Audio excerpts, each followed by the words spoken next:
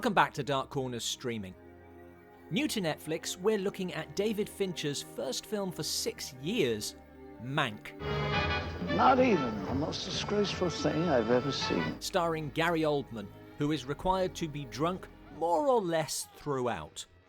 Written by Fincher's late father, Jack, this is the story behind the writing of oft-quoted greatest film ever, Citizen Kane, by Herman Mankiewicz in a bed. But I am writing an opera. And Orson Welles on the other end of a phone. 60 days, and then we can noodle. Please, I don't want to die. You're not gonna die!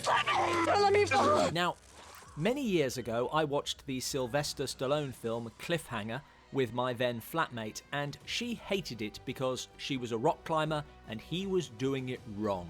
If you have an interest in film history, Mank is probably going to irritate you because this is fiction. I want credit. But I liked Cliffhanger because I didn't bring that knowledge to it. So much as this stuff does bug me, the important thing is how the film succeeds as a drama. I hate shop talk. I never know what's going on. This is less about how Kane was written and more about why, particularly the famed inspiration of media mogul William Randolph Hearst. Everyone in the English-speaking world will recognize him instantly. More than that, the film is structured similarly to Kane, built around frequent flashbacks. A hodgepodge of talky episodes, a collection of fragments that leap around in time like Mexican jumping beans. Giving us the backstory of Mankiewicz's distaste for Hearst, played magnificently by Charles Dance.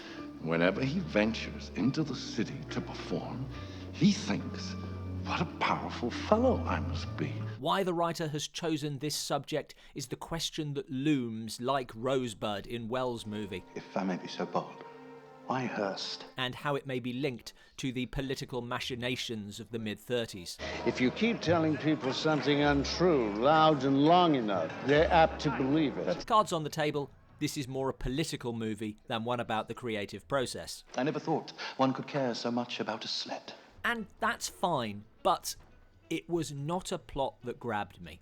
I'm sure that's partly because I like films about the creative process and I had been hoping to see one. But I do also think it just wasn't very engaging. You're nothing but a court jester. Having structured itself like Citizen Kane, it then shows just how difficult it is to pull that off, to create a character portrait that still has you hanging on what happens next. I'm washed up, Joe.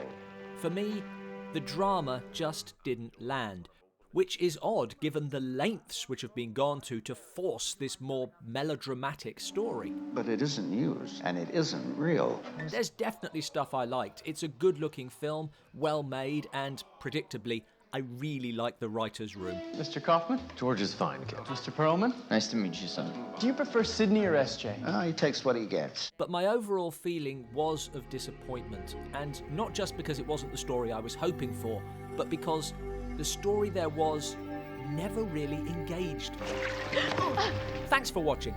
You can't really get into the historical stuff spoiler-free, so I'll be talking about this film more on Patreon. Please do consider joining us. Have you seen Mank yet? What was your take? Let us know in the comments below.